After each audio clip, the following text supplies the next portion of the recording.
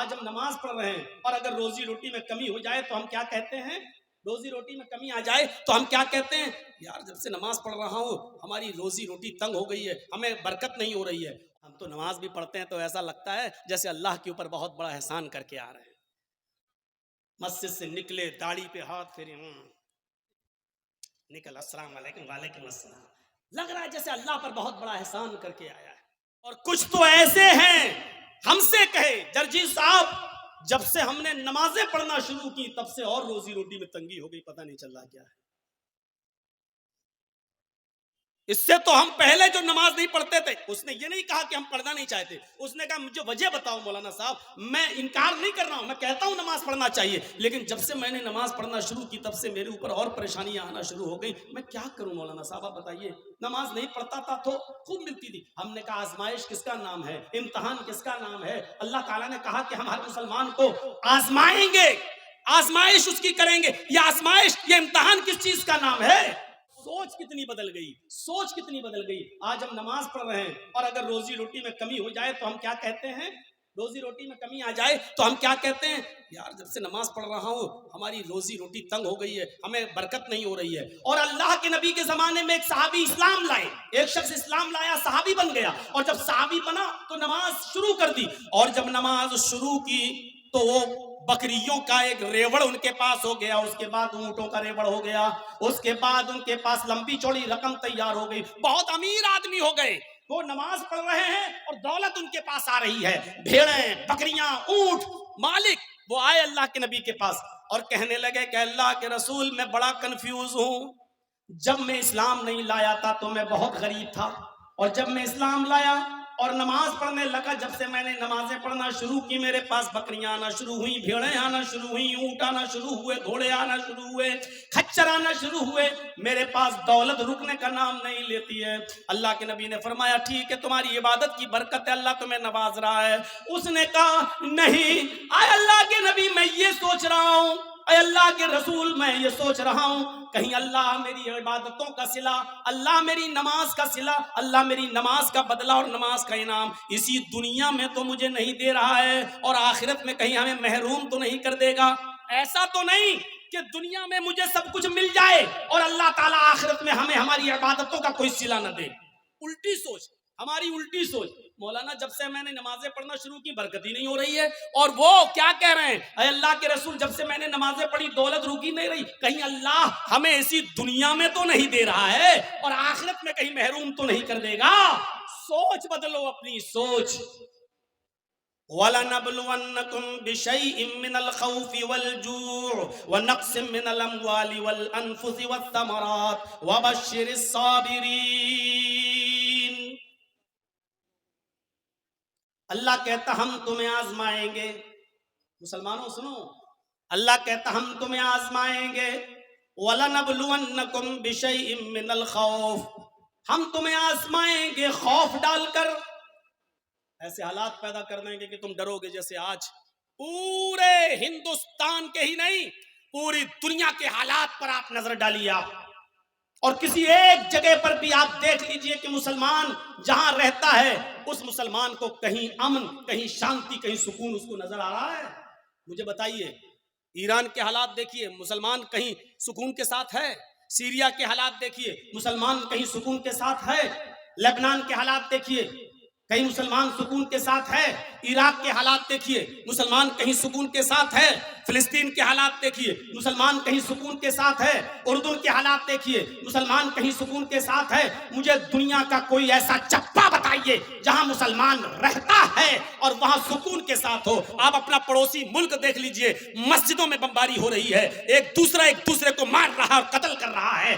آپ کے اپنے پڑوسی ملک کے اندر مسجدیں تک محفوظ نہیں ہیں اور وہاں آتم گھاتی حملے ہو رہے ہیں۔ یہ کون سا اسلام ہے اور کون سی اسلام کی تعلیم ہے؟ میرے بھائیوں، آپ دنیا کی کسی چپے پہ جا کر دیکھ لو اور بتاؤ، اتہاس، ہسٹری اور آج کی موجودہ حالات کو کا جائزہ لے کر مجھے بتاؤ کہ مسلمان کہاں چین و سکون کے ساتھ ہے؟ ضربت علیہم الذلۃ والمسکنہ، اتنا ذلیل، اتنا رسوا، اتنا انسلٹڈ، اتنا ذلیل اور رسوا دنیا کے کسی دور میں نہیں ہوا تھا جتنا آج کے دور میں مسلمان ہے۔ کیوں؟ اس کی وجہ یہ ہے کہ آج اس کے اندر سے ایمان نکل چکا ہے. ولا تہنوا ولا تحزنوا وانتم الاعلون ان کنتم مؤمنین. اللہ نے تو حکومت و سلطنت دینے کا وعدہ، عزت و سرداری دینے کا وعدہ اس شرط پہ کیا تھا کہ اگر تمہارے اندر ایمان ہوگا تو ہم تمہیں عزت دیں گے، ہم تمہیں بلندی دیں گے، ہم تمہیں باعزت بنائیں گے. میرے پیارے ساتھیوں، آج ہم جتنا ذلیل ہیں اس کی وجہ یہ ہے کہ آج ہمارے اندر اتنا ہی ایمان کمزور ہے. آج اتنا ہی ایمان کمزور ہے آج ہمارے. ابھی کوئی کہہ دے کسی کا چہرہ دیکھ کر، اور میں نے یہ دوسروں کو تو چھوڑو، میں نے اپنوں کو دیکھا ہے. اپنوں سے مراد سمجھ رہے ہیں شیر شاہ برادری کو، اور بھی کھل کے کہہ دوں اہل حدیثوں کو. بس ایسے ہی، ارے باپ تمہارا چہرے پہ دیکھو اور مایوس پریشان نظر آتے ہو. دیکھیے دھول میں لاٹھی مار رہے ہیں، حقیقت میں ہمیں کچھ نہیں معلوم. مجھے لگتا ہے کہ ضرور تمہارا کوئی رشتہ دار تمہارے ساتھ گڑبڑ کر رہا ہے، جادو ٹونا کا اثر لگ رہا ہے تمہارے اوپر. اس کے بعد وہ بس آپ کے پیچھے ہاتھ دھو کر نہیں، نہا دھو کر پڑ جائے گا. ہے مولانا صاحب آپ کو کیسے معلوم؟ بالکل صحیح بات ہے مولانا صاحب، جتنا پیسہ آتا ہے بچتا ہی نہیں ہے. ہم کماتے بہت ہیں، ایک دن میں 10,000 روپے کماتے ہیں، لیکن گھر آتے آتے ہمارا کبھی بیٹا بیمار، کبھی بیوی بیمار، کبھی یہ بیمار، کبھی وہ بیمار، ایک دم چلا جاتا ہے. مولانا برکت نہیں ہو رہی ہے. آپ نے صحیح پہچانا ہے. اب مولانا صاحب کو موقع مل گیا بکرا حلال کرنے کا. اب صحیح ہے، یہ آدمی بس میرے جال میں پھنس گیا. ایک آدمی تو باقاعدہ ایسا ملا، کہنے لگا بہت اچھی بات آپ نے کہی ہے، اس کا علاج تو ہو جائے گا لیکن خرچہ بہت پڑے گا.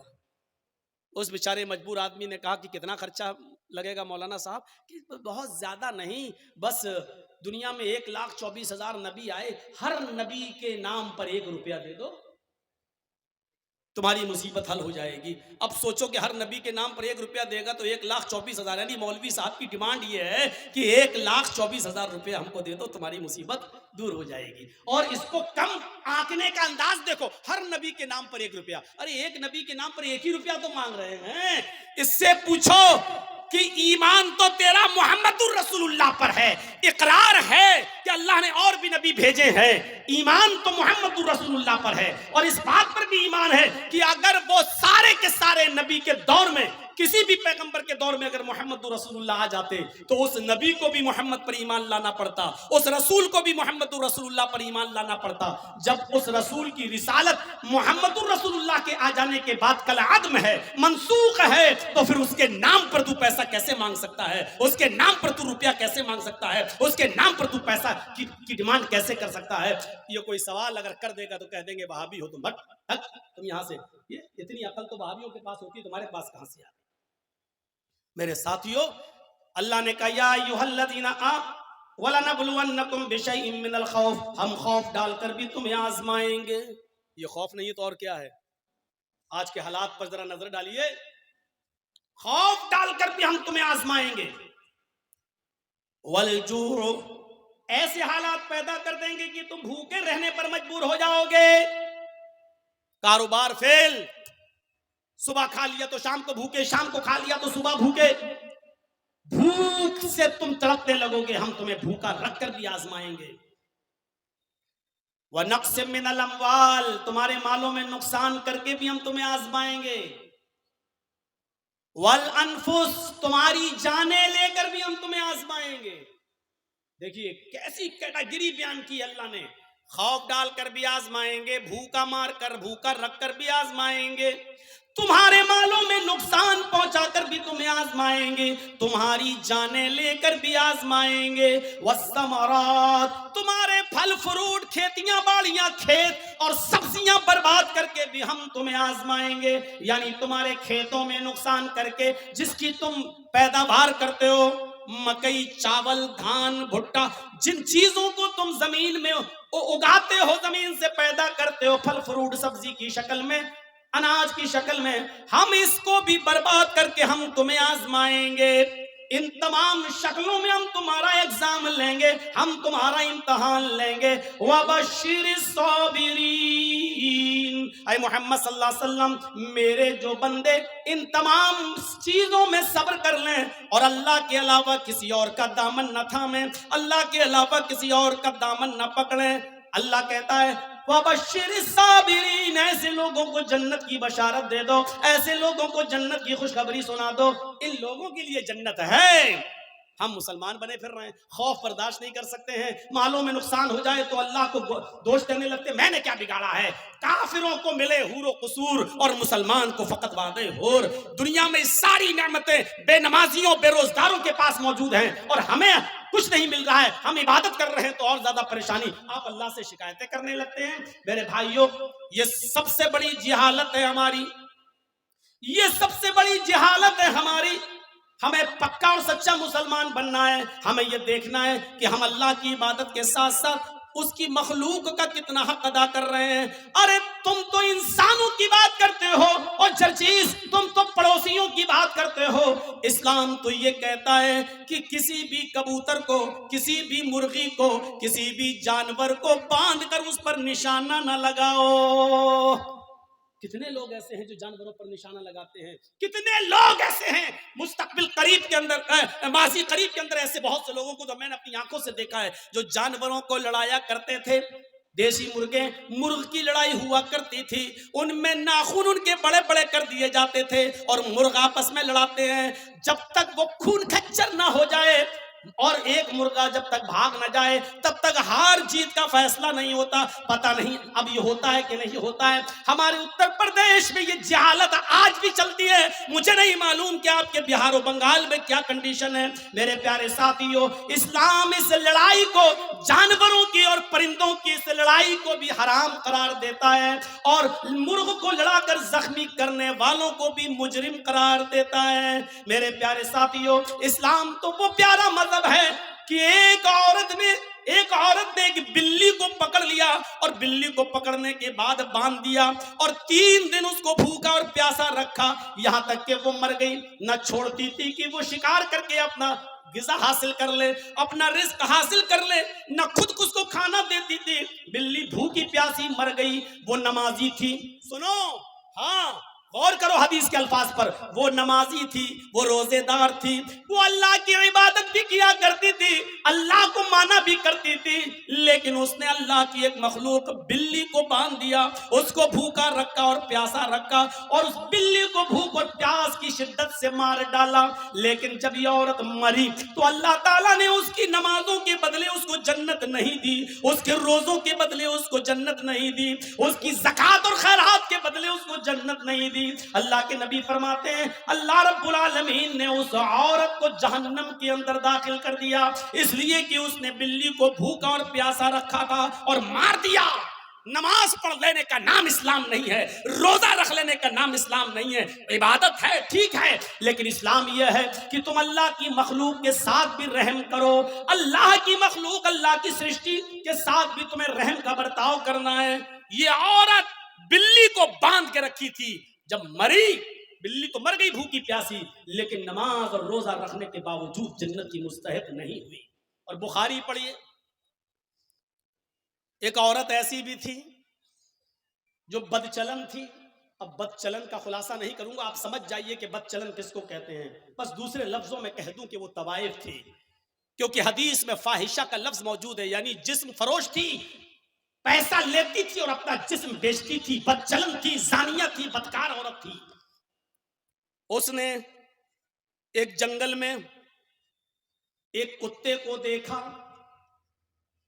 جو گیلی زمین کے پاس بیٹھ کر اپنی زبان سے گیلی زمین کو چاٹ رہا ہے، گویا کہ وہ پیاسا ہے اور اس گیلی زمین سے کچھ پانی لینا چاہتا ہے، لیکن گیلی زمین سے پانی نہیں مل رہا ہے۔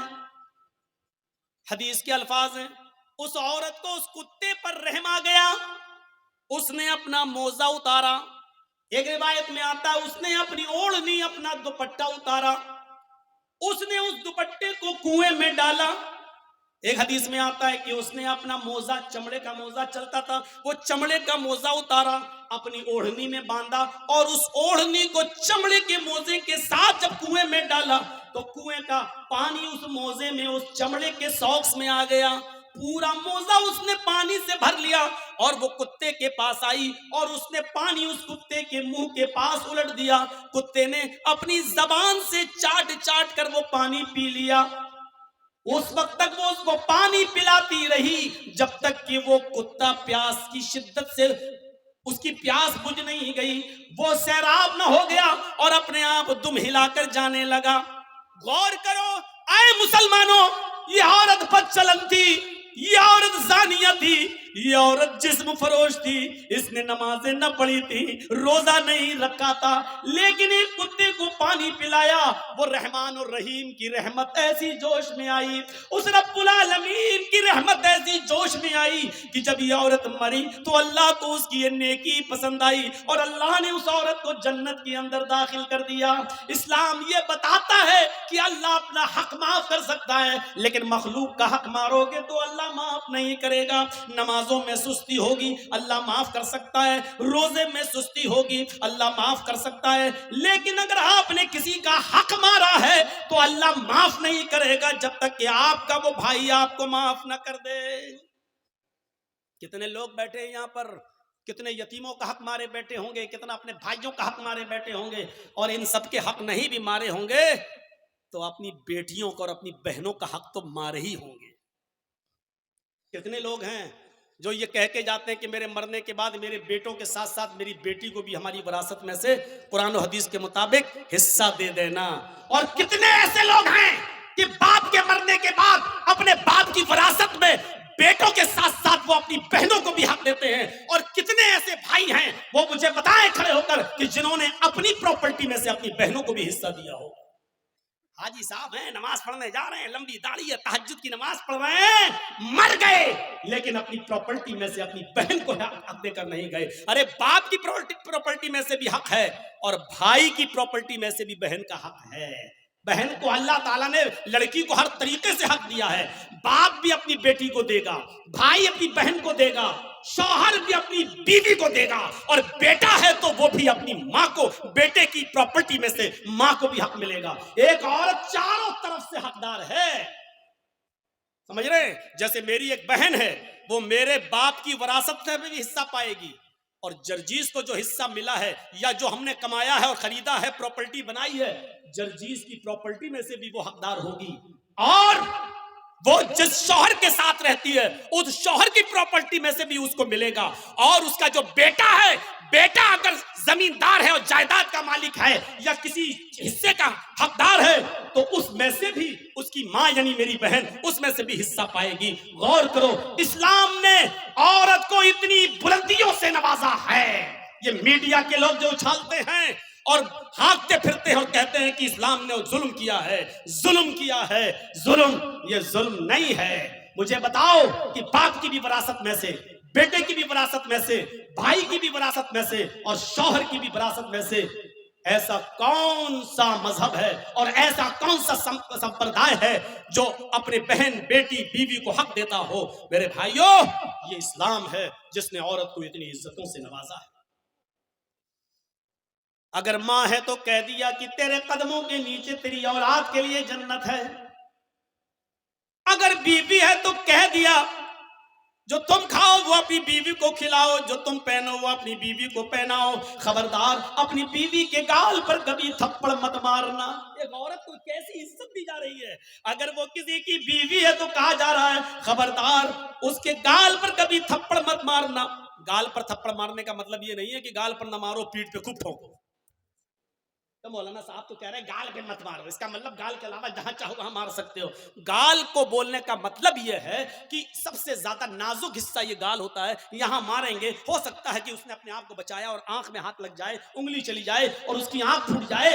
तो जब इतने नाजुक जगह पर मारने का हक नहीं दिया है तो औरत को मारने का मतलब यह ना गाल पर कि कहीं ना मारो। किसी कंडीशन में दिया है इजाजत, हम उस तरफ अभी नहीं जाना चाहते हैं, परमिशन दी है किसी कंडीशन में, लेकिन उसमें भी इतने एहतियात के साथ कि तुम हल्की फुल्की मार सकते हो, वो भी तब जब आपकी बीवी आपके मना करने के बावजूद और पंचायत का फैसला मानने के बावजूद भी आपके अलावा किसी दूसरे मर्द को अपने बिस्तर पे बुलाती है और उसके साथ रंग रलियां मनाती है और समझाने के बावजूद भी नहीं मानती है। तो अब एक आखिरी रास्ता यह है कि उसको हल्की फुल्की मार सकते हो, लेकिन उस वक्त भी गाल पर नहीं, और इतनी भी नहीं कि पीठ पर लकड़ी और डंडों के निशान बन जाएं, इतना भी नहीं। اور جب آپ کی اس مار سے بھی وہ راستے پہ نہ آئے تب آپ طلاق کے بارے میں سوچیں. اور اس میں بھی مہلت دی کہ ڈائریکٹ 3 طلاقیں مت دو, طلاق طلاق طلاق, ڈائریکٹ اس کو بندوق کی 3 گولی اس کے اوپر مت دھمک دو کہ بیچاری کی جان ہی چلی جائے. اس کنڈیشن میں بھی بتایا کہ اس کو 1 طلاق دو جب وہ حالت طہر میں ہو, پاکی کی حالت میں ہو, اور پھر سوچنے اور سمجھنے کا موقع دو. اور پھر جب وہ دوسرا مہینہ آئے اور پھر وہ دوسرے مہینے تک نہیں مانتی ہے, پھر بھی حرکتیں کر رہی ہے, اور دوسرے مہینے میں جب وہ حالت طہر میں حیض سے پاک ہو جائے تب آپ اس کو دوسری طلاق دے سکتے ہو. یہ بہت لمبا ایک عرصہ ہو, یعنی اتنا موقع دیا ہے کہ ایک کمزور دل کی عورت ڈر جائے گی نہیں. اتنا اب تو آخری رہ گئی ہے, تیسرے مہینے میں جہاں تیسری طلاق دی, ہم ہمیشہ کے لیے حرام ہو جائیں گے, میرے بچوں کا کیا ہوگا, یہ سوچنے اور سمجھنے کا پورا موقع دیا ہے. اس سے پہلے اگر وہ مان جاتی ہے تو آپ بھی مان جاؤ اور اس کو اپنی بیوی کی شکل میں قبول کر لو, سویکار کر لو. میرے بھائیوں, بہت سنجیدہ مذہب ہے اسلام. اسلام کے اندر پورے کے پورے داخل ہونے کا مطلب یہ ہے کہ اس نے جن کاموں کے کرنے کا حکم دیا ان کاموں کو کرو, اور جن کاموں سے روکنے کا حکم دیا ان سے رک جاؤ. یہی ہے اسلام. حضرت معاذ ابن جبل فرماتے ہیں کہ اللہ کے نبی صلی اللہ علیہ وسلم نے مجھے 10 باتوں کی نصیحت فرمائی, مجھے 10 باتوں کی وصیت فرمائی. مسند احمد کے الفاظ ہیں. اس حدیث کو امام احمد نے اپنی مسند کے اندر نقل کیا ہے, اور علامہ البانی رحمۃ اللہ علیہ نے اس کو حسن قرار دیا ہے. فرمایا اللہ کے نبی صلی اللہ علیہ وسلم فرماتے ہیں, حضرت معاذ ابن جبل فرماتے ہیں کہ اوصانی رسول اللہ صلی اللہ علیہ وسلم بعشر کلمات, کہ اللہ کے نبی صلی اللہ علیہ وسلم نے مجھے 10 کلمات کی, 10 باتوں کی وصیت فرمائی. اے معاذ, یہ 10 کام تم کر لو, یہ 10 کام تمہیں ہر حال میں کرنا ہے. میرے بھائیوں, میں تشریح کرتا ہوا چلوں گا لیکن شاید میں 10 تک نہ پہنچ پاؤں, اس لیے کوشش کروں گا کہ کم سے کم 5 چیزیں تو آپ کو بتا ہی دوں. اللہ کے نبی صلی اللہ علیہ وسلم نے 10 چیزوں کی وصیت فرمائی, اور 10 چیزوں میں پہلا نام یہ لیا, اے معاذ لا تشرک باللہ شیئا ان قتلت او حرقت. اے معاذ, تم کبھی کسی بھی حال میں اللہ کے ساتھ شرک مت کرنا, اللہ کے ساتھ کسی کو شریک مت ٹھہرانا, اللہ کے ساتھ کبھی کسی بھی حال میں کسی کو شریک مت کرنا. ان قتلت او حرقت, اگرچہ تمہیں قتل کر دیا جائے یا تمہیں آگ میں جلا دیا جائے. ارے بھائی 1 گھنٹہ ہو گیا بولتے ہوئے, اب تو بیٹھ جاؤ صحیح سے, لگتا ہے اسپرنگ لگا ہوا ہے آپ کے. قتلتا, اگرچہ قتل کر دیا جائے. شرک بڑی عجیب چیز ہے. شرک عربی میں شرک ہے, اور اسی کو اگر ہندی میں کہیں تو بہو ایش پوجا, بہو دیوبادیت, بہت سی دیوی اور دیوتاؤں پہ آستھا رکھنا. بہو ایش پوجا, ایک ایشور کو چھوڑ کر بہت سے خدا بنا لینا, اسی کو شرک کہا جاتا ہے. مجبوری کی کنڈیشن میں اسلام کفر کی اجازت تو دیتا ہے. ایک یاد رکھیے گا مسئلہ, آپ کی جان جا رہی ہو, لوگ پسٹل لے کر کھڑے ہوں, آپ جنگل میں اکیلے ہوں, آپ کے دشمن آپ کو قتل کرنا چاہتے ہیں اور آپ سے کفر کرانا چاہ رہے ہیں, اور کہہ رہے ہیں کہ یہ کفر کر ورنہ تیری جان لے لوں گا, تو اپنی جان بچانے کے لیے کفر کی اجازت تو ہے. مطلب اگر وہ یہ کہیں کہ اللہ کو مانتے ہو کہ ہاں, اللہ کا انکار کر, بندوق لیں, کمپٹی پہ رکھ دیں, اللہ کا انکار کر, آپ جانتے ہیں یہ لوگ شوٹ کر دیں گے, مار دیں گے, بڑے ضدی لوگ ہیں, تو اللہ کا انکار کرنے سے اگر جان بچ رہی ہے تو بچا لو. میں نے اپنی اسپیڈ تھوڑی کم کر دی سمجھانے کے لیے. سمجھیے پہلے کفر کس کو کہتے ہیں اور شرک کس کو کہتے ہیں. کفر بھی حرام ہے, شرک بھی حرام ہے, لیکن کنڈیشن دیکھیے کیا ہے. اسلام کے اندر سور کا گوشت بھی حرام ہے, لیکن اگر جان جا رہی ہے آپ کی اور حلال چیز کوئی نہیں مل رہی ہے تو جان بچانا بھی فرض ہے. اگر آپ کو سور کا گوشت مل رہا ہے کھانے کے لیے تو اسلام پرمیشن دیتا ہے کہ اگر سور کا گوشت کھا کر جان بچ رہی ہے تو جان بچا لو, لیکن پیٹ بھر کے نہیں کھانا ہے, صرف اتنا ہی کھانا ہے جتنے میں کھا کر تمہاری جان بچ سکتی ہو. یہ کنڈیشن ہے, جان بچانا فرض ہے. لیکن کہیں فرض ہونے کے باوجود اسلام کیٹیگری دیکھیے, مجبوری ہے اور جان جانے والی ہے, کفر سے کرنے سے تو جان بچ رہی ہے, اللہ کے نبی فرماتے ہیں کہ کفر سے جان بچ رہی ہے تو بچا لو، لیکن دل سے اللہ کا انکار مت کرنا. ان کے منہ پہ کہہ دینا ہاں ہاں ہاں نہیں میں اللہ کو مانتا ہی نہیں ہوں، میں اللہ کو مانتا. صرف زبان سے کہنا، دل میں عقیدہ نہیں ہونا چاہیے. اور جب وہ چھوڑ دیں تمہیں تو گھر پہ آؤ کہ اللہ تو میرے دل کا حال جانتا ہی ہے، میں نے مجبوری میں کہہ دیا تھا، اے اللہ میں دل سے تجھے مانتا ہوں اور تیرا اقرار کرتا ہوں، اشہد ان لا الہ الا اللہ و اشہد ان محمدًا عبدہ و رسولہ. آپ کا اسلام کوئی فرق نہیں پڑے گا، کیونکہ آپ نے جان بچانے کے لیے اللہ کا انکار کیا. اللہ کا انکار کرنے سے جان بچ رہی ہے تو بچا لو. لیکن یہاں کنڈیشن کیا ہے؟ لا تشرک باللہ شیئا ان قتلت او حرقت. یہاں اسلام، اللہ کے نبی کیا کہہ رہے ہیں؟ اگر تجھے قتل بھی کر دیا جائے اور تجھے جلا دیا جائے، آگ میں ڈال دیا جائے، یہ کام کرا لینا، لیکن شرک مت کرنا اللہ کے ساتھ. اللہ کے ساتھ شرک مت کرنا. مولانا جرجیس مر گئے، جرجیس کی قبر بن گئی، جرجیس کا مزار بن گیا. بیٹا بیٹی اللہ سے مانگو، آئے اللہ 10 سالیں ہو گئی، بیٹا نہیں ہوا، بیٹی نہیں ہوئی، اللہ مجھے نیک بیٹا دے، مجھے نیک بیٹی دے. ٹھیک ہے، اب آپ جرجیس کے پاس قبر پہ چلے جاؤ، مزار پہ، اور کہو بہت اچھے آدمی تھے، آئے اللہ تو ڈائریکٹ میری نہیں سنتا ہے، ان کے وسیلے سے ہم دعا کر رہے ہیں، جرجیس صاحب تم میری دعا لے کے اللہ کے پاس چلے جاؤ، جرجیس صاحب مجھے اللہ سے بیٹا بیٹی دلوا دو. یہی شرک ہے. میں نے کہہ دیا جو کہنا تھا. سمجھداروں کے لیے اشارہ کافی ہے، کوئی ضروری ہے کسی کا نام لیا جائے؟ جب بغیر نام لیے بات بن رہی ہو تو نام نہیں لینا چاہیے. میرے بھائیوں، میں نے اپنا نام لے لیا اور کلیئر کر دیا، یہ شرک ہے کہ اللہ کو چھوڑ کر کسی اور کو پکارا جائے، کسی اور سے مانگا جائے. اذا سألت فاسأل اللہ، سوال کرو تو اللہ سے، وَإِذَا اسْتَعَنْتَ فَاسْتَعِنْ بِاللَّهِ، اور جب مدد طلب کرو تو اللہ سے. میرے بھائیوں، کوئی کمپٹی پر بندوق رکھ کر یہ کہے کہ میں اس پوری قوم کا سردار ہوں، مجھے سجدہ کر، میرے سامنے جھک، میرے سامنے سجدہ کر، یا میرے سردار کو سجدہ کرو، یہ میرے سردار ہیں، تو اللہ کا انکار کر کے جان بچ رہی ہے تو بچا لو. لیکن اگر کسی کو سجدہ کر کے جان بچ رہی ہے تو یہاں اسلام آپ کو جان بچانے کی اجازت نہیں دیتا، سجدہ کرنے کی اجازت نہیں دیتا. یہاں کہا ہے اللہ کے رسول نے، اے معاذ شرک مت کرنا. اللہ کا انکار کر کے جان بچ رہی ہے تو بچا لینا، لیکن اگر اللہ کے علاوہ کسی غیر کو سجدہ کرنا پڑے تو کسی غیر کے سامنے سر جھکا کر اپنی جان مت بچانا. اگر وہ تمہیں مارنا چاہیں تو مار دیں، قتل کرنا چاہیں تو قتل کر دیں، اور ردہ جلا کر آگ میں ڈال کر تمہیں کوئلہ بنانا چاہیں تو بنا دیں، راکھ کرنا چاہیں تو کر دیں. یہ اپنے جسم کو دنیا میں کرا لینا، لیکن کسی غیر کے سامنے سجدہ مت کرنا. اوف، اب آپ سمجھ گئے کتنی امپورٹنٹ بات ہے. اب ہر مسلمان غور کرے کتنا پرسنٹ مسلمان ہے. پہلے تو یہ غور کرے کہ وہ مسلمان ہے یا نہیں، پھر یہ غور کرے ہے تو کتنا پرسنٹ وہ مسلمان ہے. مجھے تو نہیں لگتا کہ کوئی آدمی 10% بھی کہہ سکے کہ میں 10% بھی مسلمان ہوں. آگے آنے والے واقعات، ابھی ہم چل رہے ہیں آپ کی طرف.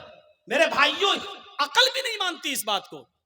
آپ بتائیے، آپ یہاں رہتے ہو بھلکی میں، اور آپ کی بیوی بھلکی میں رہتی ہے، اور آپ محنت کرنے دلی گئے، اور دلی میں کوئی آدمی محنت کر رہا ہے، یہاں سے آیا بیچارہ، اور وہ گھومنے آیا آپ ہی کے گاؤں کا ہے، بھلکی کا. اب آپ نے دلی میں ایک ساڑی خریدی 5,000 کی، 10,000 روپے کی خوبصورت ساڑی خریدی، اور خوبصورت ساڑی اس کے ہاتھ میں دے کر کہا کہ بھائی تم تو بھلکی جا رہے ہو نا، اتر دیناج پور میرے گاؤں میں جا رہے ہو نا، ایسا کرو کہ یہ ساڑی میری بیوی کو دے دینا. شوہر نے محنت کی، مزدوری کی، اچھا کمایا، اور اس کے بعد ایک ساڑی خرید کر اپنے دوست کو دی اور کہا کہ میرے گاؤں میں جانا اور میری بیوی کو دے دینا. دوست گھر پہ آیا، دروازے کو دستک دی، بیوی نے دروازہ کھولا، آئیے بیٹھیے. کیا ہوا؟ آپ کے ہسبینڈ نے آپ کے لیے ساڑی بھیجی ہے. اس نے ساڑی دی، اوہ اتنی خوبصورت ساڑی، آئیے بیٹھی، چائے پی کے جائیے. اس نے دروازے کھولے. اب حقیقت کیا ہے؟ اس عورت کو تعریف کس کی کرنا چاہیے، شوہر کی یا ساڑی دینے والے کی؟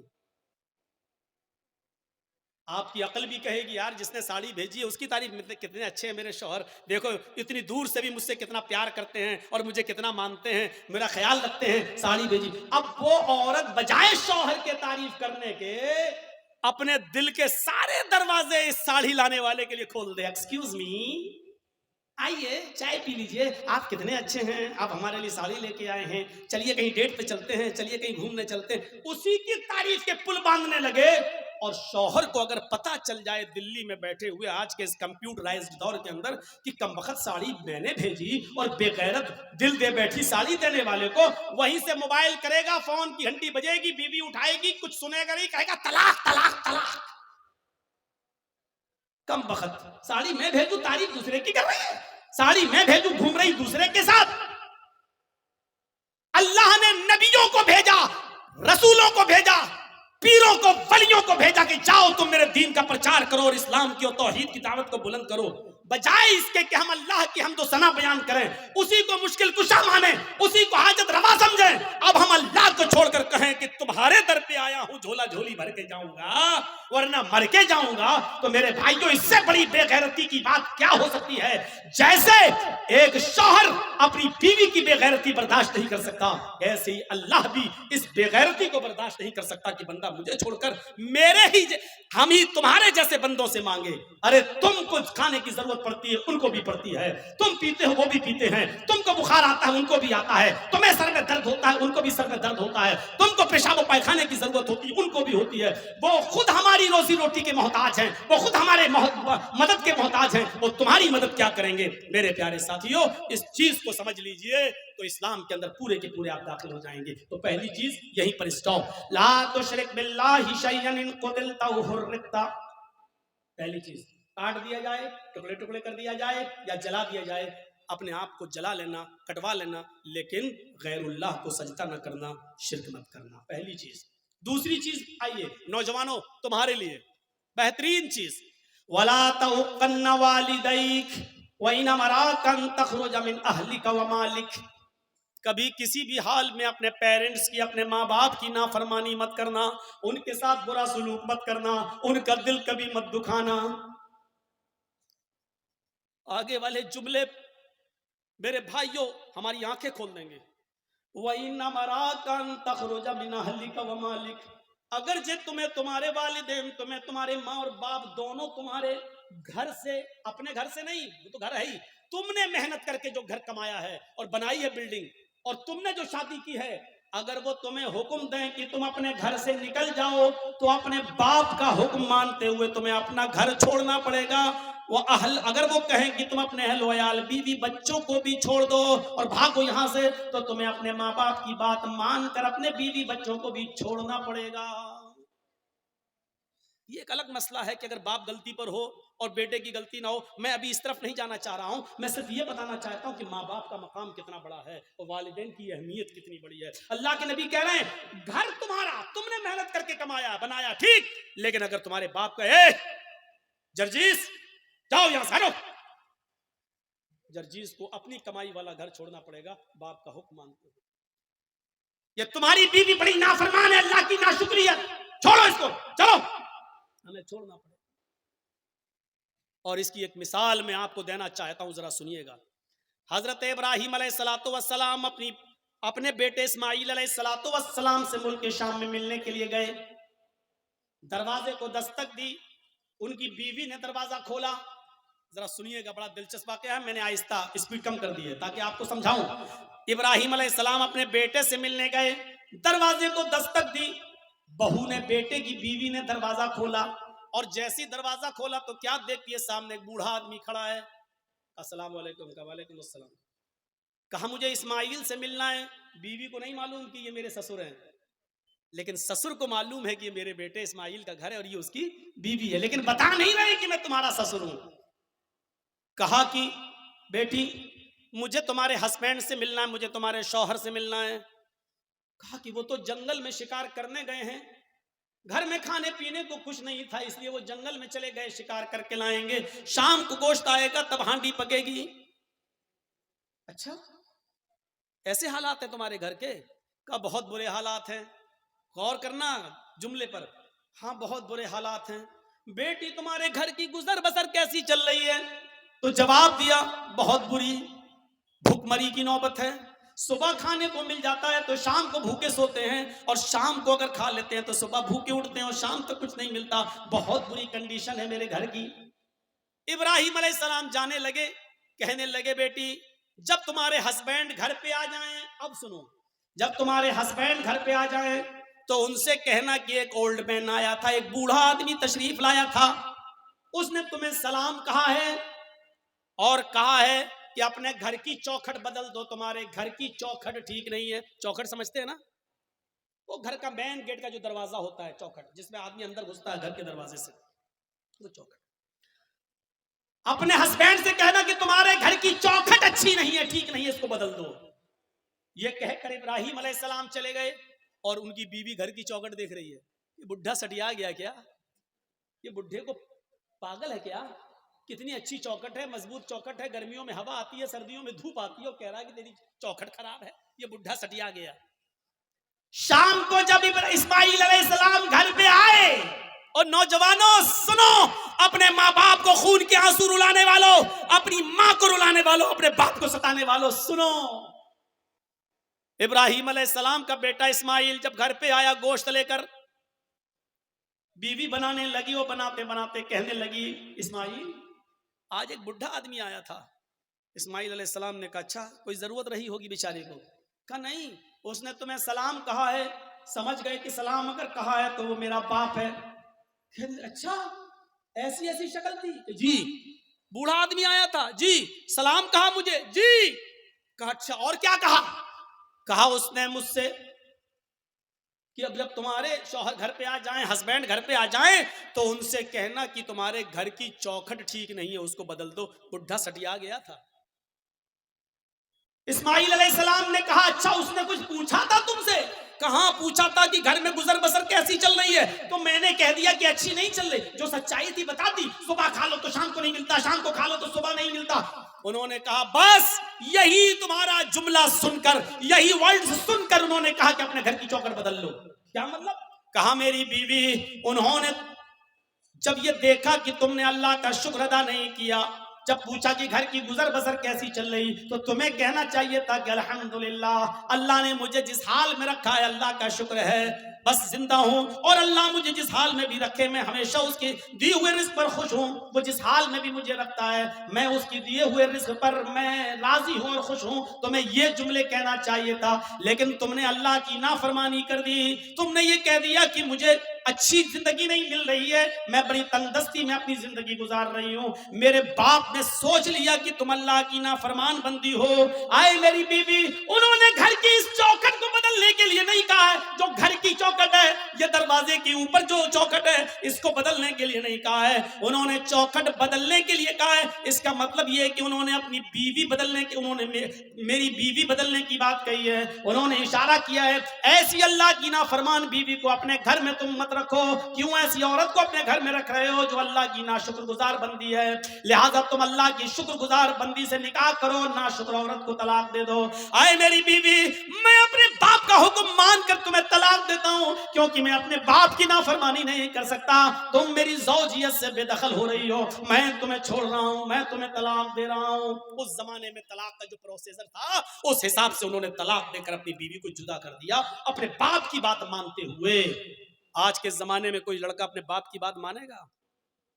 ارے باپ کی بات تو چھوڑو، شادی کے 2-4 مہینے کے بعد وہ ایسا بیوی کا غلام ہوتا ہے کہ پھر اپنی اماں سے کہتا ہے چپ تو نہیں سمجھے گی، اوف کوئی بات ہو رہی ہے کہتا ہے تو نہیں سمجھے، بیچ میں کیوں بولتی ہے، تو نہیں سمجھے گی، اس کو کہہ رہا ہے کہ تو نہیں سمجھے گی۔ اس ماں سے جو بچپن میں تیرے رونے سے سمجھ جاتی تھی کہ تو دودھ کے لیے رو رہا ہے یا تیرے کاندھے میں یا پیٹ میں درد ہے، جو بچپن میں تیری چیخ اور تیرے رونے کی آواز سے پہچان لیتی تھی کہ تجھے بھوک لگی ہے یا تیرے جسم کے کس حصے میں درد ہے، تو اس ڈاکٹر سے، اللہ کی قسم ماں سے بڑا کوئی ڈاکٹر دنیا میں پیدا نہیں ہوا، کتنی بھی بڑی وہ MBBS اور MS اور MD کی ڈگری لے لے، ماں سے بڑا کوئی ڈاکٹر نہیں ہے، کیونکہ ماں پہچانتی ہے کہ بیٹا یہ رو رہا ہے تو اس کے رونے میں بھوک چھپی ہے یا کہیں درد چھپا ہے۔ میرے بھائیوں، اس ماں سے کہتے ہو تم، اس ماں سے کہتے ہو کہ تو نہیں سمجھے گی، جو بچپن میں تیرے رونے کی آواز سے سمجھ جایا کرتی تھی जब तू बोलना नहीं जानता था तो जानती थी कि तू क्या चाहता है, तू तेरा इरादा क्या है, तेरे पेट में दर्द है या तेरे जिस्म में दर्द है या तेरे सिर में दर्द है, वो उस वक्त तुझे समझती थी। और आज तू इतना बड़ा हो गया है, आज इतना अक्लमंद हो गया है, आज तेरी पोजीशन इतनी ऊंची हो गई है कि तू अपनी माँ से इतनी जुर्रत और इतनी हिम्मत कि अपनी माँ से कहता है तू नहीं समझेगी। उफ। हजरत इब्राहिम अलैहिस्सलाम ने दूसरी शादी कर ली, फिर 1-2 साल के बाद फिर अचानक घर में आए इब्राहिम इस्माइल, फिर शिकार खेलने के लिए गए थे, दरवाजे को दस्तक दी, वो दूसरी बीवी निकली, दरवाजा खोला, कहिए चाचा कैसे आना हुआ, कहा मुझे तुम्हारे हस्बैंड से मिलना है, कि वो तो नहीं है, जंगल में गए शिकार करने के लिए। अच्छा, तुम कैसे रह रही हो?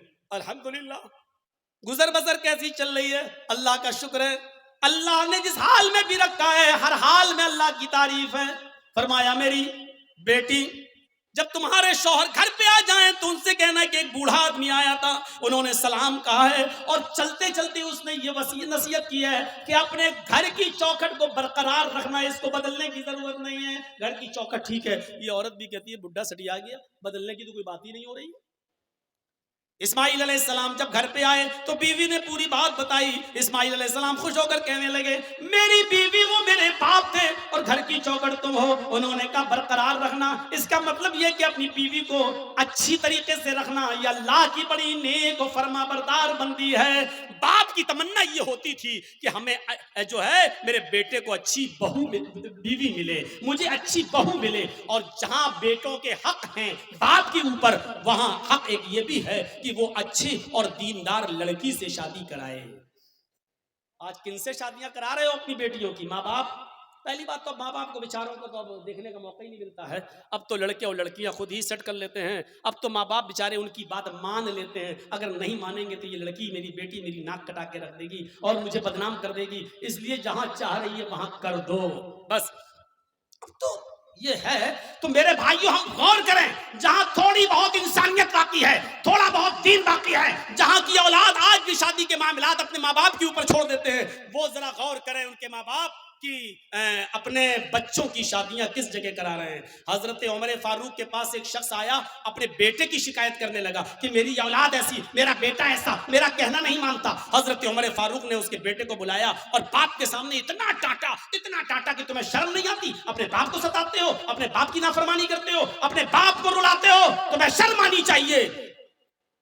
बहुत कुछ डांटने के बाद बेटे ने कहा कि अमीरुल मोमिनीन हो गई बात? कहा मैंने तुम्हें समझा दिया है कि आपने बेटे का हक तो बता दिया, बेटों के ये बाप के साथ ये करे ठीक है, लेकिन बाप के ऊपर भी बेटे का कुछ हक है कि नहीं? हजरत उमर ने कहा हाँ है, जब वो पैदा हो तो उसको अच्छी तरबियत दे, 7वें दिन उसका अकीका करे और अच्छा नाम रखे, और जब बेटा बड़ा हो जाए तो उसकी दीनदार अच्छे घराने में, नेक घराने में उसकी शादी करा दे। ये है बाप का हक औलाद पर। तो उस बच्चे ने कहा, लड़के ने, अमीरुल मोमिनीन मेरे बाप से पूछो इसने इन तीनों कामों में से कौन सा काम मेरे साथ किया है? जब मैं पैदा हुआ 7वें दिन का था तो मेरा अकीका नहीं किया, नाम मेरा रखा, तो जानते हो इसने नाम मेरा क्या रखा? अरबी में ऐसा लफ्ज बताया जिसका उर्दू में तर्जमा होता है खटमल। इसने मेरा नाम रखा खटमल। और तीसरा, जब मैं बड़ा हुआ तो शादी करा दी एक मजूसी लड़की के साथ, एक अनपढ़ जाहिल गवार जो जानती नहीं है कि शौहर का हक क्या है, इसने एक नाफरमान औरत के साथ मेरी शादी करा दी।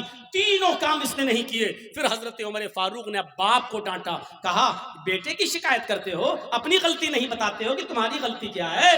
तुमने जब अपनी औलाद का हक अदा नहीं किया तो अब भुगतो, देखो, और अब ये सारे जुल्म और ज्यादती सहो, अब तो तुम्हें सहना पड़ेगा। मेरे भाइयों, एक सहाबी रसूल हैं, अपनी माँ को खाने काबा का तवाफ करा रहे हैं, उनकी माँ पैरों से लंगड़ी है।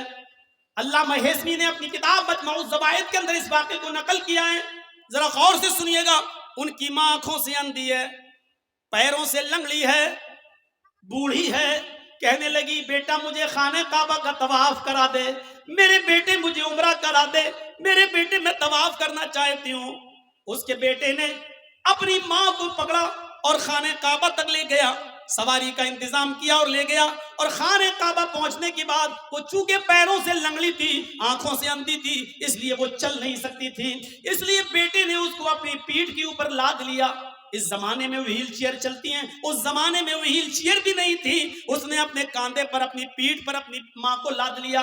اس نے 1 چکر پورا کیا، 2 چکر پورے کیے، 3 چکر پورے کیے، 4 چکر، 5 چکر، اور 5ویں چکر کو پورا کرنے کے بعد جب 6ٹا چکر لگانے لگا تو اس کی مٹبھیڑ ہو گئی، وہ ٹکرا گیا حضرت عمر فاروق رضی اللہ تعالیٰ عنہ سے، اپنی پیٹھ پر اپنی ماں کو لاتے ہوئے، اور اپنی ماں اپنے حضرت عمر سے ٹکرا گیا. حضرت عمر نے کہا ٹھیک ٹھیک چلیے، سلام ہوا، السلام علیکم، وعلیکم السلام. جب اس نے 7 چکر پورے کر لیے تو حضرت عمر کے فاروق کے پاس آیا. حضرت عمر نے کہا ماشاءاللہ اپنی ماں کی بڑی خدمت کر رہے ہو تم، اس بوڑھی ماں کو تم نے طواف کرایا اپنی پیٹھ پر لاد کر. یہ ہنستے ہوئے کہنے لگا امیر المومنین میری ماں آنکھوں سے اندھی ہے، اس لیے برتن میں خود دھل دیتا ہوں. میری بیوی نہیں ہے، میری ماں اسی کپڑوں میں لیٹرین و پیشاب کر لیتی ہے، اس لیے کہ وہ لنگڑی ہے، وہ چل نہیں پاتی ہے، اور جب میں گھر پہ نہیں ہوتا ہوں تو اسی میں وہ گندگی کر لیتی ہے. امیر المومنین میں اپنی ماں کا پیشاب اور پیخانہ بھی صاف کرتا ہوں، اپنے ماں کے کپڑے بھی دھلتا ہوں، اور آج میری ماں نے کہا کہ مجھے طواف کرا دے تو میں اس کو یہاں تک لے آیا، اور میں نے اپنی پیٹھ پر لاد کر اپنی ماں کو طواف بھی کرا دیا. اے امیر المومنین کیا میں نے اب بھی اپنی ماں کا حق ادا نہیں کیا؟ کیا میری ذمہ داری پوری ہو گئی؟ کیا میں نے اپنی ماں کا حق ادا کیا یا نہیں؟ حضرت عمر فاروق کی آنکھوں میں آنسو آ گئے اور روتے ہوئے کہنے لگے چلو یار جاؤ اپنے گھر اور اللہ کی عبادت میں اپنی زندگی گزارو. اس نے پیچھا کرتے ہوئے کہا امیر المومنین میں نے مسئلہ پوچھا ہے، آپ کو جواب دینا ہوگا. فرمایا کیا پوچھتے ہو؟ کہا یہ بتاؤ میں پیشاب صاف کروں، پیخانہ صاف کروں، اپنے ماں کے کپڑے دھلوں، اپنے ہاتھ سے کھانا بناؤں، اپنے ہاتھ سے ماں کو کھانا کھلاؤں، اپنی پیٹھ پر لاد کر میں خانہ کعبہ کا طواف کراؤں، پریکرما کراؤں، کیا اس کے بعد بھی میں نے اپنی ماں کا حق ادا کیا یا نہیں کیا؟ حضرت عمر کہتے ہیں سن، جب تجھے تیری ماں جن رہی تھی، جب تجھے تیری ماں پیدا کر رہی تھی، جب اپنے پیٹ سے تجھے باہر کر رہی تھی، اس کو جو درد ہو رہا تھا، جو لیور پین ہو رہا تھا، اس کو جو درد ہو رہا تھا تجھے جنتے وقت، تجھے پیدا کرتے وقت، اور اس درد میں جو اس نے پہلی آہ نکالی، جو اس نے درد میں پہلی آواز نکالی، آہ، اس نے اپنی زبان سے جو پہلا جملہ ادا کیا، آہ، جو اس نے آہ کی آواز نکالی، آئے میرے دوست ابھی تو نے اپنی ماں کی پہلی آہ کا بھی حق ادا نہیں کیا، تو اس کی پورے جیون کا اور پوری لائف کا اور پوری زندگی کا حق ادا کیا کرے گا؟ ابھی تو نے اس کی پہلی چیخ کا بھی حق ادا نہیں کیا، اس کی زندگی کے حق کے بارے میں پوچھتا ہے کیا ادا ہو گیا؟ ابھی تو ایک آہ کا بھی حق ادا نہیں ہوا. یہ ہے ماں کا مقام، یہ ہے ماں کا مرتبہ، یہ ہے ماں کا درجہ. اگر آپ نماز پڑھتے ہیں لیکن آپ کی ماں آپ سے خوش نہیں ہے تو بیکار ہے آپ کی نماز. آپ روزہ رکھتے ہیں، آپ کی ماں آپ سے ناراض ہے تو بیکار ہے آپ کے روزے. آپ کتنی بھی عبادتیں کر لیں، کتنی بھی اللہ کی پوجا پاٹ کر لیں، کتنی بھی قرآن کی تلاوت کر لیں، لیکن آپ کے ماں اور باپ آپ سے ناراض ہے تو آپ کی عبادتیں آپ کے منہ پہ ماری جا رہی. عبادت میں بھی شرط کے ساتھ ہوتی ہے. ڈاکٹر دوا دیتا ہے تو پرہیز بھی بتاتا ہے. اللہ نے کہا ہے نماز پڑھو تو یہ بھی کہا ہے کہ اس کے ساتھ ساتھ یہ بھی کرو. میرے بھائیوں رمضان کا مہینہ آ رہا ہے، روزہ رکھنے سے پہلے سوچ لینا کہ تمہارے ماں باپ تو تم سے ناراض نہیں ہیں. نمازیں پڑھتے ہو تو سوچ لینا سردیوں میں دسمبر اور جنوری کی سخت سردی میں اٹھ کر ٹھنڈے پانی سے وضو بنا کر تہجد پڑھتے ہو اور ماں باپ ناراض ہے تو سوچ لینا کہ تمہاری یہ رات کی عبادت اللہ قبول کرے گا یا نہیں کرے گا. ان چیزوں پر ذرا غور کرنا. 2 چیزیں ہو گئی. تیسری چیز پر آئیے. ہر ایک چیز ایسی ہے کہ جس پر 2 گھنٹے بولا جا سکتا ہے، لیکن میں مختصر کرتے ہوئے آگے چل رہا ہوں. تیسری چیز پر غور کیجیے. وَلَا تَتْرُكَنَّ صَلَاةً مَكْتُوبَةً مُتَعَمِّدًا فَإِنَّ مَن تَرَكَ صَلَاةً مَكْتُوبَةً مُتَعَمِّدًا فَقَدْ بَرِئَتْ مِنْهُ ذِمَّةُ اللَّهِ. کبھی بھی کسی بھی حال میں فرض نماز مت چھوڑنا، کسی بھی حالت میں فرض نماز مت چھوڑنا. اگر فرض نماز چھوڑ دی تو اللہ کی ذمہ داری ہٹ جائے گی، اللہ کی ذمہ داری سے نکل جاؤ گے. اللہ کی کوئی گارنٹی نہیں تمہاری زندگی. اوفو کیا زبردست پوائنٹ.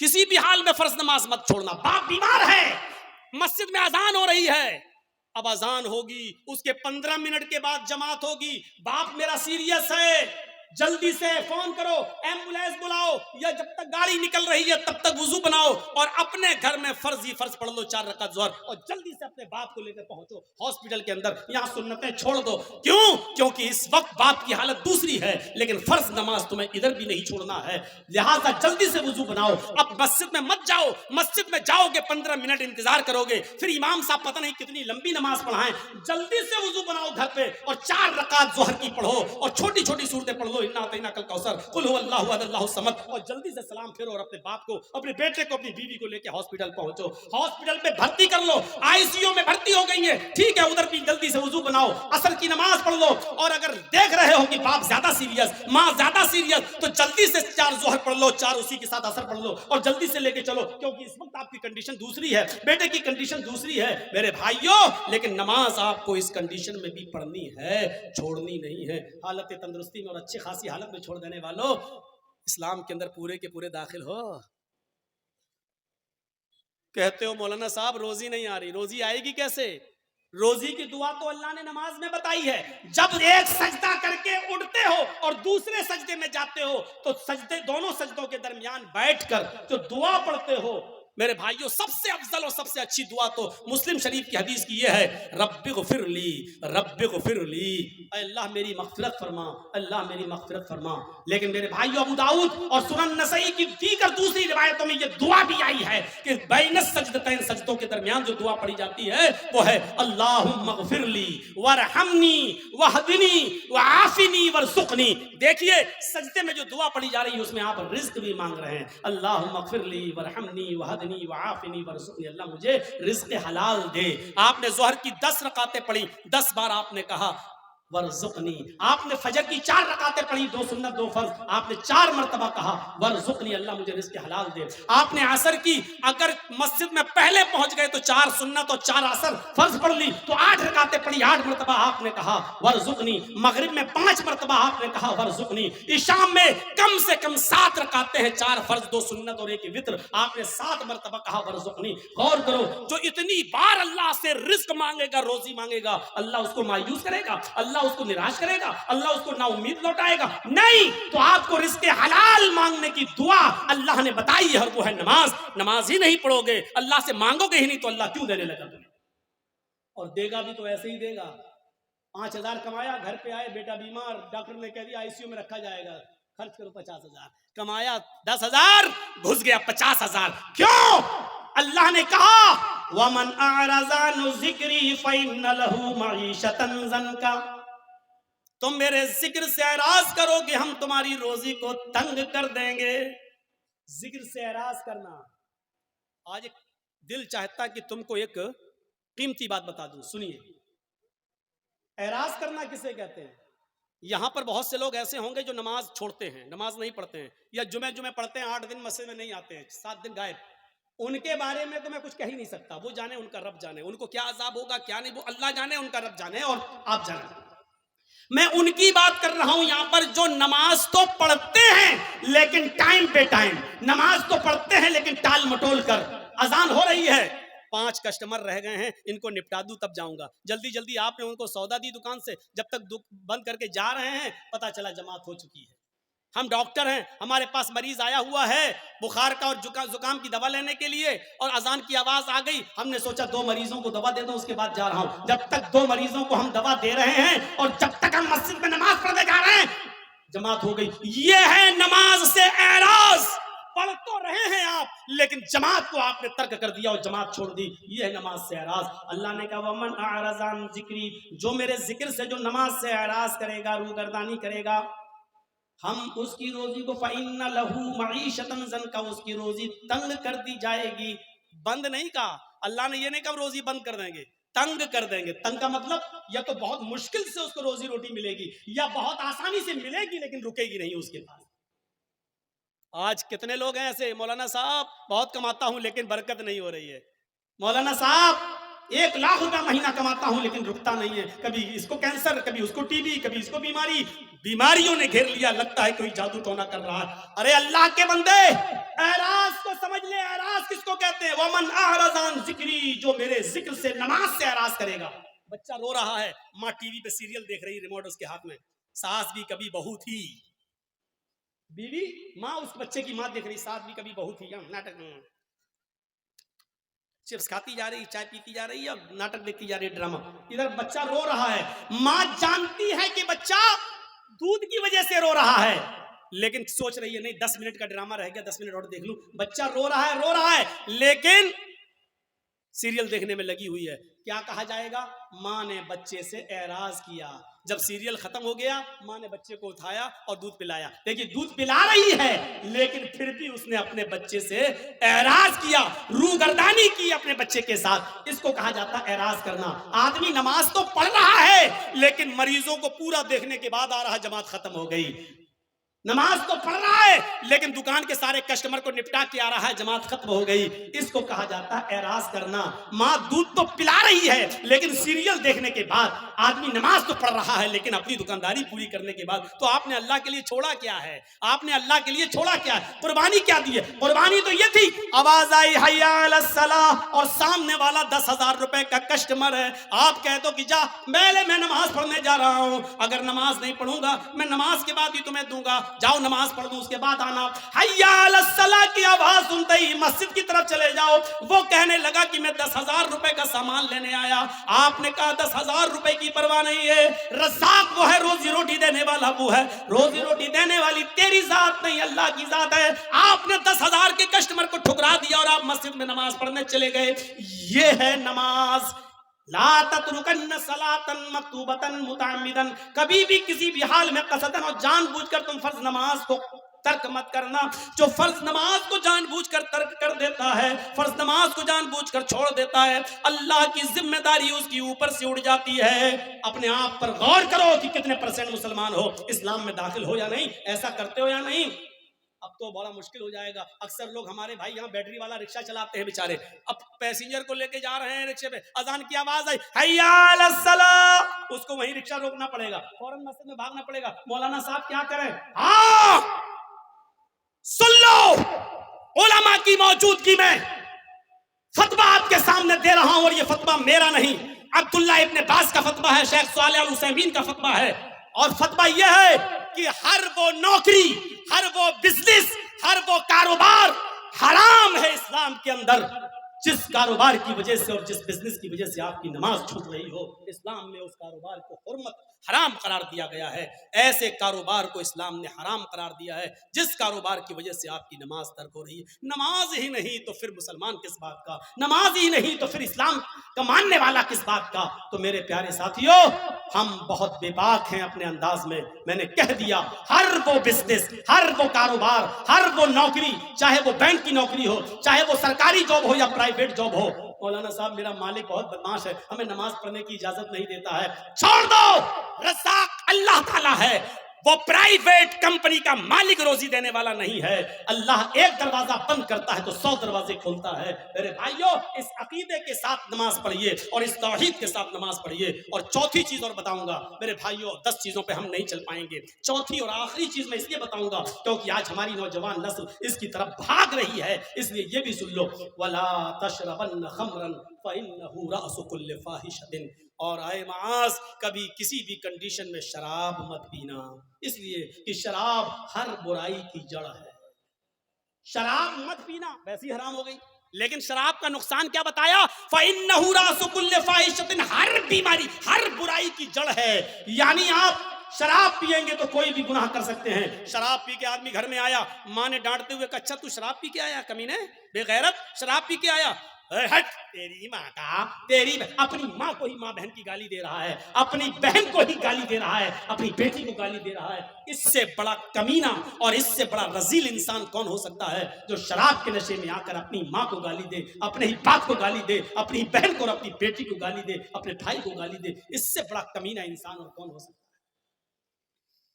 मैंने खुद दिल्ली के अंदर देखा है, नाली में पड़ा, बीच सड़क पे पड़ा, पुलिस वाले लाठी मार के हटा रहे, अरे यहाँ मंत्री की गाड़ी जाने वाली कमीना, हट हट हट। हंसते हुए कहता, कौन मंत्री, ओधी मोदी सब मेरे बाप के नौकर हैं।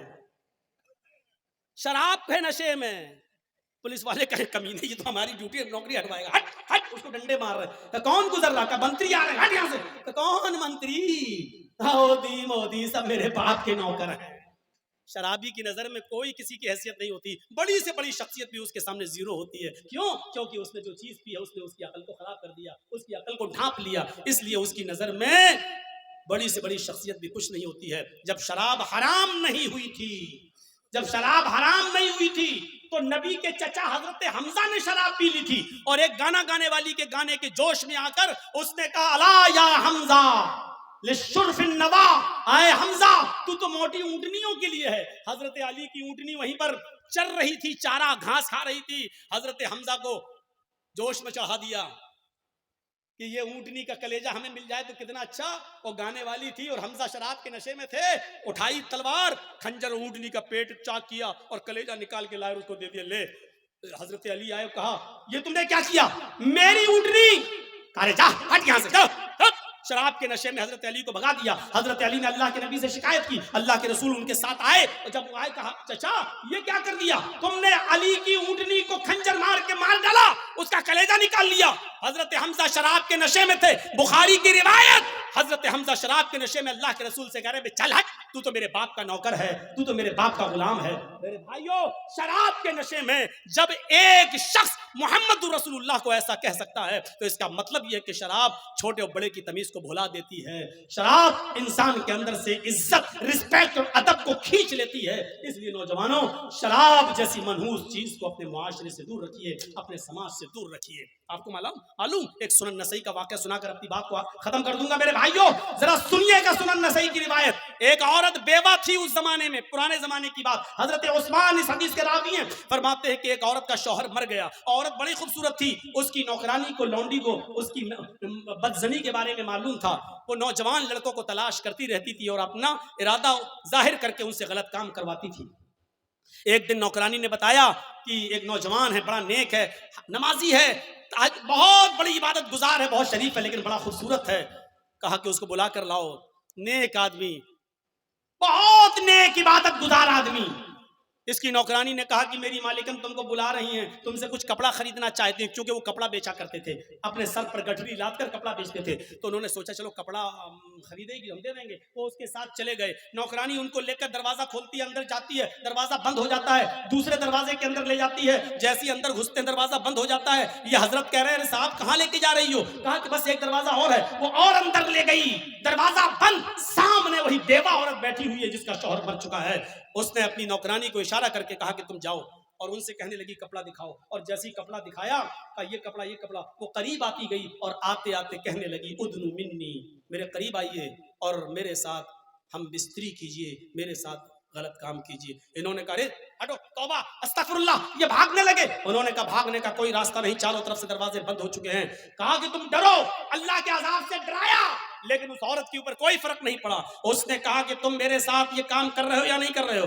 کہا کہ نہیں کروں گا. کہا ادھر اندر آؤ. اس ایک اور دروازے کے اندر لے گئی. کیا دیکھتی ہے کہ ایک لکڑی کی ٹیبل رکھی ہوئی ہے. اس لکڑی کی ٹیبل پر ایک خوبصورت چھوٹا بچہ, جس کی عمر 5-6 سال رہی ہوگی, خوبصورت بچہ بیٹھا ہوا ہے. اور اسی ٹیبل پر ایک شراب کی بوتل رکھی ہوئی ہے. وہیں پر جا کر یہ عورت بیٹھ گئی. اس نے کہا کہ دیکھو تم بڑے نیک ہو, شریف انسان ہو, میرے چیخنے کی دیر ہے, میرے چلانے کی دیر ہے, چاروں طرف سے تم گھیر لیے جاؤ گے, اور میں صرف اتنا بولوں گی کہ اس آدمی نے میری عزت کو چھلنی چھلنی کر دیا. بس تمہارا حال کیا ہوگا, تمہاری شرافت نیلام ہو جائے گی, اور لوگ کہیں گے اچھا دن میں عبادت, اور حال یہ ہے اللہ کی عبادت بھی کرتے ہو اور عورتوں کے ساتھ یہ غلط کام بھی. تمہاری عزت کا جنازہ نکل جائے گا, ارتھی نکل جائے گی. چلو 3 آپشن دیتی ہوں میں تمہیں, ان تینوں میں سے کوئی ایک کام تمہیں کرنا پڑے گا, اس کے بغیر میں نہیں چھوڑوں گی. سنن نسائی کی روایت. اللہ, حضرت عثمان فرماتے ہیں کہ اللہ کے نبی نے فرمایا کہ اس عورت نے 3 آپشن دیے. پہلا آپشن, آئے حضرت جی میرے ساتھ زنا کرو, آؤ میں تیار ہوں تمہارے ساتھ غلط کام کرنے کے لیے. کہا نہیں. دوسرا آپشن بتاؤ. کہا دوسرا آپشن یہ ہے کہ اس بچے کو قتل کرو, یہ چھری رکھی ہوئی ہے, اس کو مارو. کہا نہیں, یہ بھی نہیں کر سکتا. تو کہا پھر شراب پیو, یہ پوری بوتل جو رکھی ہوئی ہے اس کو پی لو اور جاؤ, میں تمہیں جانے دوں گی. 3 کام میں سے کوئی ایک کام تمہیں کرنا ہے. انہوں نے نظر آسمان پہ ڈالی, کہ اللہ زنا کرنا بھی حرام, قتل کرنا اس سے بڑا گناہ, سب سے بڑا گناہ قتل. اس بچے نے میرا کیا بگاڑا جو اس کو میں ماروں؟ قتل نہیں کر سکتا. اس سے چھوٹا گناہ یہ ہے کہ عورت مجھے برے کام کے لیے اکسا رہی ہے کہ برا کام کر لو, میں یہ بھی نہیں کر سکتا.